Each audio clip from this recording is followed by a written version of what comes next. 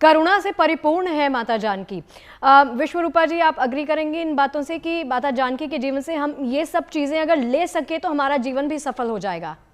निश्चित रूप से शगुफ्ता जी, देखिए बिल्कुल कहा जाता है कि मर्यादा सीखनी है तो सीता मैया से सीखिए। बिल्कुल। किसी भी परिस्थिति में मर्यादित कहते कैसे रहना, इससे बड़ा कोई उदाहरण नहीं हो सकता है। और आज के समय में जो परिस्थिति चल रही है, तो बिल्कुल मैं कह रही हूँ कि मैं सभी का धन्यवाद देना चाहूंगी, जो हमारे संत महात्मा है, जो हमारा मीडिया है, या फिर हमारी जो सरकार है, सभी ने हमें इस राम राज्य के दर्शन करा दिए हैं। साथ ही साथ उनसे बड़ी त्याग की भावना किसी में नहीं है। जैसा कि अभी महाराज श्री ने भी बताया कि अपना सब कुछ त्याग कर वो सारे कष्टों को सहने के लिए तैयार हो गई, क्योंकि उन्हें अपना कर्तव्य निभाना था। या फिर उनके साहस की बात कर लीजिए, उनसे साहसी कोई भी शक्ति नहीं हो सकती। निश्चित रूप से आज हम सभी महिलाओं को ये सीखना चाहिए कि किस परिस्थिति में, कैसी स्थिति में वो कहीं नहीं झुकी, किसी प्रलोभन उन्हें कोई हिला नहीं सका। उनके जो भी संकल्प थे वो उन पर मजबूत रही। साथ ही साथ स्त्री शक्ति का जो सम्मान है,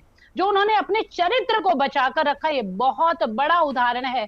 तो निश्चित रूप में आज के समय में और सही समय पर आज जो आधारशिला रखी जा रही है, क्योंकि मुहूर्त भी बहुत अच्छा है आज का, और आधारशिला का मतलब ही है कि जीवन में स्थायित्व लाना, स्थिरता लाना। तो आज जो हमारे यहाँ हो रहा है, तो मैं फिर एक बार कहना चाहूंगी, हम बहुत ही भाग्यशाली हैं, इतना दिव्य भव्य। और साथ ही साथ एक और बात यहाँ चाहूंगी मैं, जो हमारे बिहार काफी साल से देख रहे थे, सभी जानते हैं, ये इसे जग जाहिर है कि बिहार के बहुत सारे लोग काम ढूंढने के लिए अपना शहर छोड़ना पड़ता, अपना ग्राम छोड़ना पड़ता, अपनी जो जन्मस्थली है वो छोड़नी पड़ती है।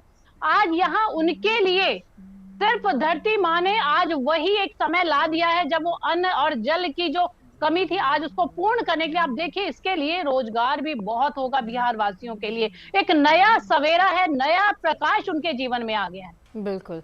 चंद्रांशु जी, आपके पास आते हुए, चंद्रांशु जी, चूंकि आप खुद अयोध्या से आते हैं तो आपने इन क्षेत्रों का विकास होते हुए भी देखा होगा। हमने आध्यात्मिक और धार्मिक नजरिए से तो इन क्षेत्रों को आगे बढ़ते हुए देखा है, लेकिन विकास के नजरिए से ये कितना खास हो जाता है, कितना अहम हो जाता है, क्योंकि आप वहां पर रहते हैं, तो आप चूंकि अच्छे से समझा पाएंगे इस चीज को।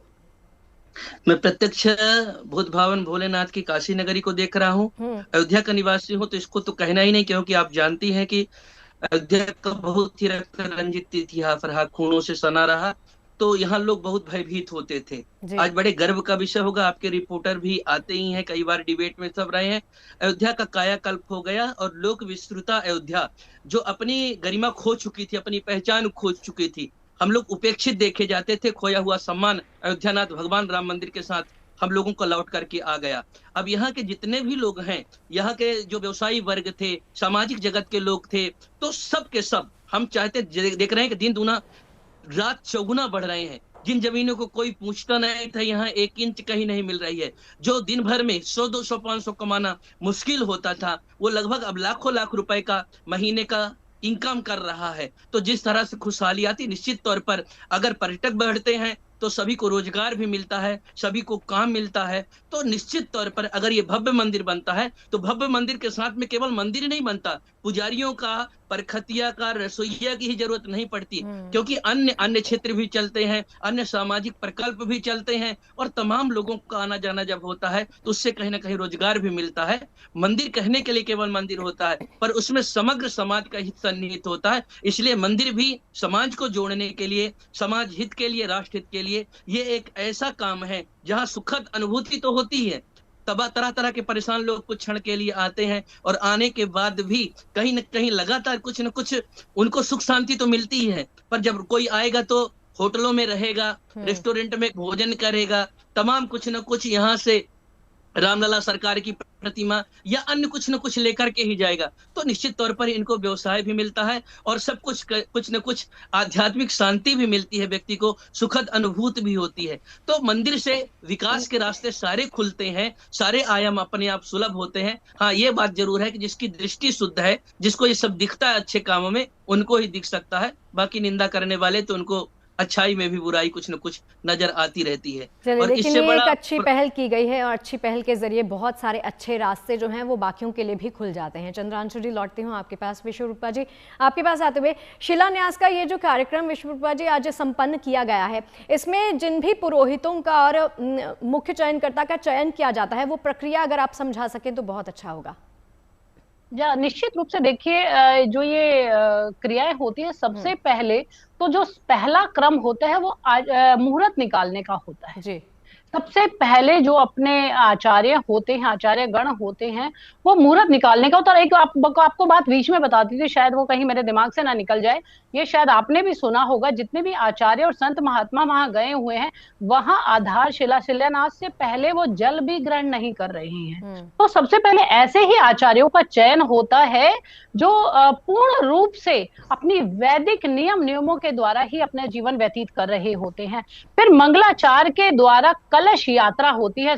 जैसे 11 नदियों का जल लाया जाता है और वहां से कलश यात्रा होती है। बड़े शंख नगाड़े घंटियों के साथ बहुत भव्य उत्सव मनाया जाता है। देखिए कि ये शोभा यात्रा भी इसे कही जाती है, जो इसे हम करते हैं। उसके बाद भूमि पूजन होता है, द्वार पूजन होता है, अलंकरण, स्वास्तिक, ओम, मंगला चिन्ह बनाए जाते हैं। ये एक प्रक्रिया होती है। सारे देवताओं का आवाहन होता है। सबसे पहले गणपति का आवाहन होता है। गणेश जी का आप सभी जानते हैं, जब भी कोई शुभ कार्य होता है तो सबसे पहले गणपति जी का आह्वान होता है। फिर नवग्रह की पूजा होती है, भूमि देवता की पूजा होती है, कुबेर भगवान की पूजा होती है, वास्तु देवता की पूजा होती है, गंगा माता की पूजा होती है और धरती माता की पूजा होती है। उसके साथ जो सबसे महत्वपूर्ण होता है वो सीता राम। अब यहाँ एक बात आप देखने वाली बात है शगुफ्ता जी, देखिए, राम को कहा जाता है कि वो शिव के आराध्य हैं और शिव ने सारा संसार बनाया है। फिर भी कभी भी राम सीता बोलते हुए नहीं सुनेंगे। कभी भी आपने देखा होगा, सीता राम, सीता पहले आया जाता है। तो निश्चित रूप से एक यहाँ पे जो प्रक्रिया होती है, सीता मैया के जो भजन होते हैं, लोग पारंपरिक जो भजन होते हैं, उनके मंत्रोच्चार होते हैं, वो यहाँ कहे जाते हैं। उसके बाद ईशान कोण में वहां पे भूमि पर वो जल डालकर पंच धातुएं, वहां स्वर्ण होता है, तांबा होता है, सिल्वर होता है, शीशा होता है, ये सारी चीजें वहां डालकर उस आधारशिला को रखा जाता है। यही एक प्रक्रिया होती है।